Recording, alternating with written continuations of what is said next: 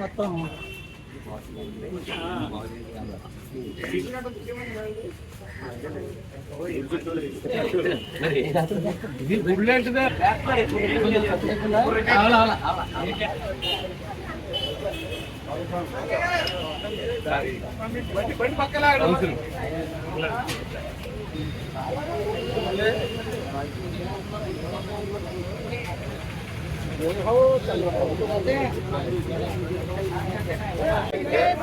जय बाबू जय बाबू जय बाबू जय बाबू जय बाबू जय बाबू जय बाबू जय बाबू కూడా సంతకం చేయడం జరిగింది.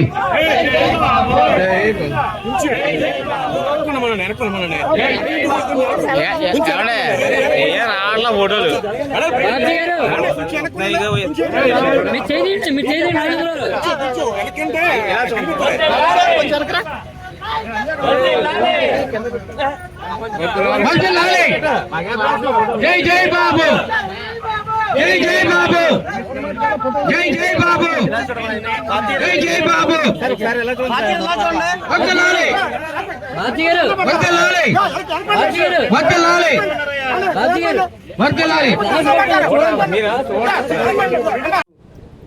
మా ముఖ్యమంత్రి నారా చంద్రబాబు నాయుడు గారు ప్రజలకు ఇచ్చిన వాగ్దానాల్లో 5 వాగ్దానాలని ఆయన మొట్టమొదటి సంతకాలుగా ఇచ్చుకుని ఈ అన్నా క్యాంటీన్ ద్వారా ఈ అన్నా క్యాంటీన్లు అన్ని కూడా పునరుద్ధరించాలని చెప్పడం జరిగింది.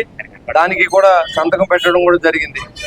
దాంట్లో భాగంగా ఈ రోజున అన్నా క్యాంటీన్ ప్రారంభించడానికి విచ్చేసినటువంటి నా మిత్రుడు తెలుగుదేశం పార్టీ ఇన్ఛార్జ్ ఓలూరు బాబ్జీ గారికి, పట్టణ అధ్యక్షులు రాంపండు గారికి, శ్రీధర్ గారికి, పరిమి రవికుమార్ గారికి, ఇంకా ఈ కార్యక్రమానికి విచ్చేసిన తెలుగుదేశం పార్టీ జనసేన కార్యకర్తలందరూ కూడా పేరు పేరున ఉదయపూర్వ నమస్కారం తెలియజేసుకుంటూ, మరి ఏదైతే మనం మాట ఇచ్చామో దాంట్లో వికలాంగుల పెన్షన్ కానీ వృద్ధాప్య పెన్షన్ కానీ దానికి 4,000 రూపాయలు పెంచుతూ, వికలాంగులు 6,000 పెంచుతూ, పూర్తిగా డిజేబుల్డ్కి 15,000 రూపాయలు ఇవ్వడం అనేది చాలా గొప్ప విషయంగా మరి రాష్ట్ర వ్యాప్తంగా చంద్రబాబు నాయుడు గారికి పాలాభిషేకాలు అన్ని చోట్ల కూడా జరుగుతూ ఉన్నాయి. దాంట్లో భాగంగా ఇవాళ అన్నా క్యాంటీన్ తాడేపూడిలో అన్ని చోట్ల అన్నా క్యాంటీన్లు ఓపెన్ చేయడం, ఆ కార్యక్రమాన్ని ప్రారంభించాం. దాంట్లో పాలాభిషేకం, ఆయనకి పాలాభిషేకం చేయడం, మరి ఈ కార్యక్రమాలన్నీ కూడా మరి ఆయన చేసిన దానికి ప్రజలంతా కృతజ్ఞతగా 5 సంవత్సరాలు పట్టింది ఇవాళ వాళ్ళు 3,000 రూపాయలు ఇవ్వడానికి. 5 సంవత్సరాలకి ఇవాళ చంద్రబాబు నాయుడు గారు 1 సంవత్సరంలో ఈ నెలలో 7,000 తీసుకోబోతున్నారు. అంటే 4,000 రూపాయలు ఇప్పుడు 3,000 రూపాయలు పాత కూడా కలిసి. మరి అది ప్రజా పరిపాలన, ప్రజాస్వామ్యాన్ని బతికించిన ఈ కూటమిలో మరి దీని సారథ్యం వహించిన చంద్రబాబు నాయుడు గారి నాయకత్వంలో ఇంకా మరి రాబోయే రోజుల్లో ఈ పోలవరం ప్రాజెక్టులు కానీ ఇలాంటివి కూడా ఆయన జరగడానికి మరి సోమవారాన్ని పోలవరంగా మార్చుకుని మన వస్తున్న ఆయన కూడా మరి అందరూ కూడా ప్రజలు గమనిస్తూ ఉన్నారు. మొదటి రోజు నుంచే చంద్రబాబు నాయుడు గారు యాక్షన్ ఏంటో చూపించడం జరిగింది. ప్రతిపక్షాలు ఇంకా అప్పుడే సిగ్గు లేకుండా మాట్లాడుతూ ఉన్నాయి.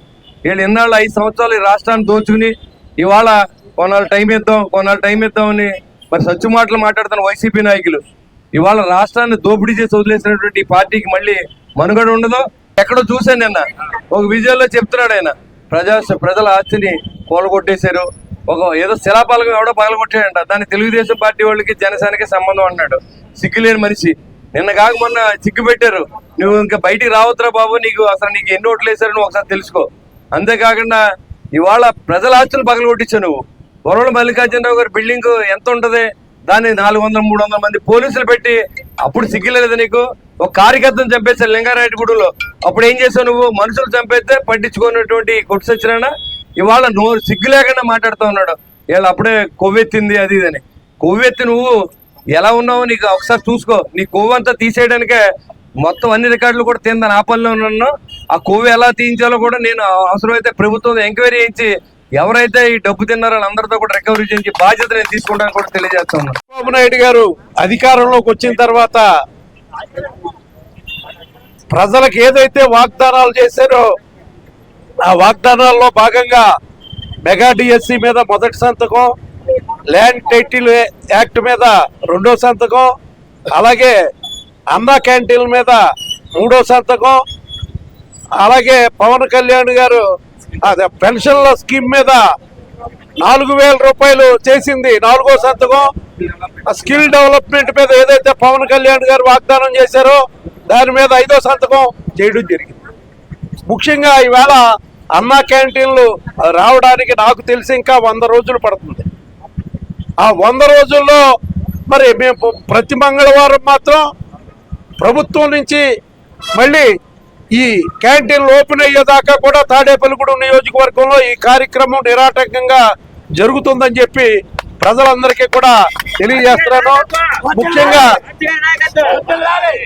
ముఖ్యంగా మరి నిన్న మొన్న ఒక ఓడిపోయిన మరి డిపాజిట్ దగ్గర దక్కించుకునే పరిస్థితిలో ఉన్న మాజీ ఎమ్మెల్యే మాజీ ఉప ముఖ్యమంత్రి మాట్లాడుతూ ఉన్నాడు.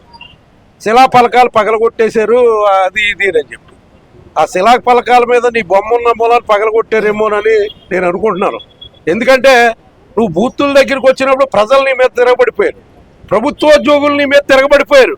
అంటే ఎక్కడికి నువ్వు వెళ్తే అక్కడ మరి నీ మీద విపరీతమైన యాంటీ ఉండటంతో ఈవేళ మరి ఆ కార్యక్రమాలు జరిగినాయి. అంతేకాకోకుండా మరి ఏదైతే నువ్వు మాట్లాడుతూ ఉన్నావో చంద్రబాబు నాయుడు గారు ఆధ్వర్యంలో ఇవన్నీ జరుగుతున్నాయని, అక్కడ ఏమన్నా నీవు అసలు మంత్రిగా ఉన్నావు, ఏం చేసావో, నీకు వానమాలు వచ్చో లేదో కూడా నాకు అర్థం కావడం లేదు. ఎందుకు మాట్లాడుతున్నావో అర్థం కాదు. నీ ఇష్టానుసారం 10 రోజులు అవ్వలేదు, శాసనసభ్యుడు ఇంకా మరి మా శాసనసభ్యుడు ప్రమాణ స్వీకారం చేయలా, మరి ఛార్జ్ హ్యాండ్ ఓవర్ తీసుకోవాలా. మరి అయినా సరే నువ్వు వెంటనే ఇప్పుడే ఏదో జరిగిపోలేదని చెప్పి మాట్లాడటం చూస్తూ ఉంటే దెయ్యాలు వేదాలు వల్లించినట్టున్నాయి. మరి ఎలక్షన్ అయిపోయిన 2వ రోజున నువ్వేం మాట్లాడావు? జగన్మోహన్ రెడ్డి ఎందుకు పనికిరాడని మాట్లాడావు. అలాగే ఐపాక్ టీం ఎందుకు పనికిరాందని మాట్లాడావు. ఐపాక్ టీం పనికిరాందంటే అందులో పెట్టిన మరి జగన్మోహన్ రెడ్డి పనికిమాలోడనే కదా నీ లెక్క. ఆ రకంగా నువ్వు మాట్లాడేసి ఆ వెంటనే మరి చిరంజీవి గారి దగ్గరికి వెళ్ళి జనసేనలో చేరిపోతానని చెప్పి ఆ తదుపరి మళ్ళీ బీజేపీలో చేరిపోవడానికి నువ్వు పావులు కదుపుతున్నావు అన్న సంగతి అందరికీ కూడా తెలుసు.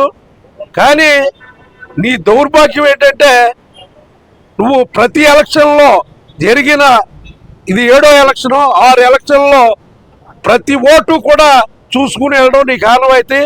కానీ ఈ ఎలక్షన్లో 3వ రౌండ్కే నువ్వు పారిపోయావు. అంటే నీకు అర్థమైపోయింది, ప్రజాభిప్రాయం నీకు అర్థమైపోయింది, ఎంత పిరికి బంధవో అర్థమవుతూ ఉంది. నువ్వు నీ ఇష్టానుసారం కొవ్వెక్కింది ఇయ్యి అని మా నాయకుల్ని మాట్లాడితే వాళ్ళని మేము కంట్రోల్ చేయలేం. ఎప్పుడొకప్పుడు నీకు శాస్తి జరుగుతుందని చెప్పి ఈ సభాముఖంగా తెలియజేస్తూ మరి టైం కావాలి దేనికైనా. ఆ టైంలో ఏదైతే మరి మేము వాగ్దానాలు చేసామో ఆ వాగ్దానాలు నెరవేరుతున్నాయా లేదా అన్నది చూసుకోవాలి. అంతేగాని మరి పక్కనున్న తెలంగాణ ప్రభుత్వం సంవత్సరం పైన టైం తీసుకున్నారు అన్ని పథకాలకి. చంద్రబాబు నాయుడు గారు వచ్చిన వెంటనే 5 పథకాల మీద సంతకం పెట్టడం జరిగింది. నీకు ఇవన్నీ ఏం కనపడతలేనట్టుందే. నువ్వు ఇంకా ప్రజా జీవితానికి నువ్వు పనికిరావు. నీ అవినీతి, నీ అక్రమాలు, నీ కొడుకు అక్రమాలు, మరి నువ్వు దోసేసిన దోపిడీ, ఈ పట్టణ వాసులందరి మీద ట్యాక్స్ వసూలు చేయడం, ఇవన్నీ 62,500 మెజార్టీ రావడానికి కారణం. మా మెజార్టీలో అన్ని ఓట్లు రాలేదు నీకు 53,000 పడి. ఆలోచించుకుని ఒళ్ళు దగ్గర ఉండుకుని మాట్లాడవలసిందిగా కోరుతూ సెలవు తీసుకుంటాం.